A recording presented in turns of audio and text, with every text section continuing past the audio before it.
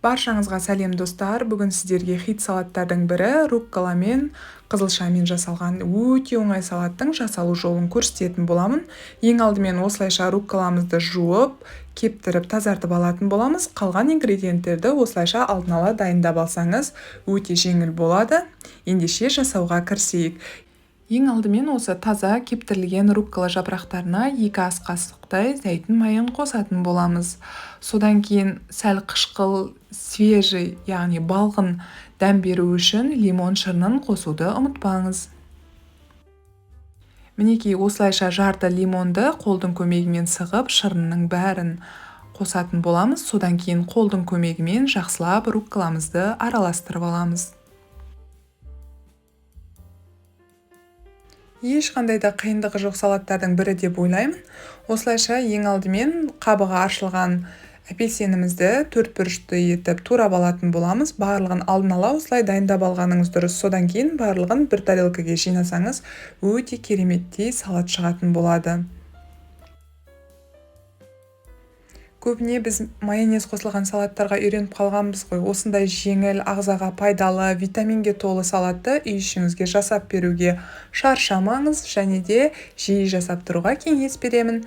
Мінекей қызылшамызды жақсылап жұп-жұмсақ етіп суға пісіріп алғаннан кейін, осылайша дәл апельсиннің көлемінде етіп, 4 бұрышты етіп турап шығатын боламыз.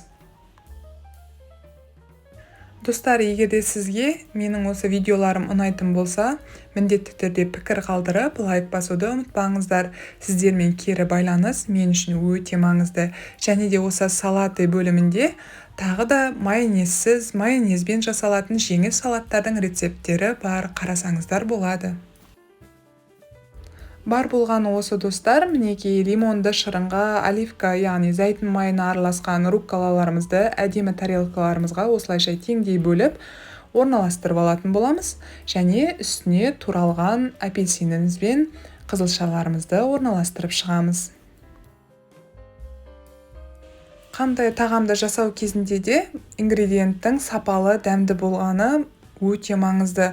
Бұл жерде де апельсиннің қышқыл болмай, тәтті болғаны жақсырақ. Және де қызылшаның да дәмді болғаны салаттың өте керемет болып шығуына өз үлесін қосады.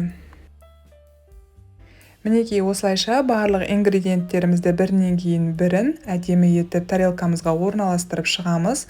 Содан кейін творожный сырды осылайша кішкентай бөлшектермен тағы да салып шығатын боламыз. Қолыңыз бүлінбес үшін 2 қасықтың көмегімен салып шықсаңыз болады.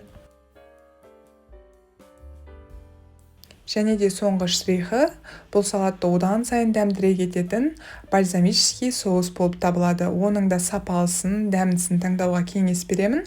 Осылайша дайын тұрған салаттың үстіне құйып шықсаңыз әдемілеп, өте керемет болып шығады. Бар болғаны осы достар.